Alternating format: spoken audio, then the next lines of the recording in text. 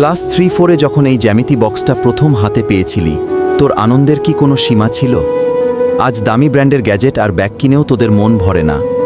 সুতো কেটে যখন আমি আকাশে উড়তাম, তোদের চোখও আমার সাথে মেঘ ছুতে চাইতো।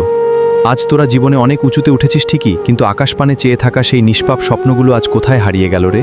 পেন্সিল দিয়ে ফিতা ঘুরিয়ে ঘুরিয়ে তোরা গান শুনতিস, সেই সুর তোদের মন জুড়াতো।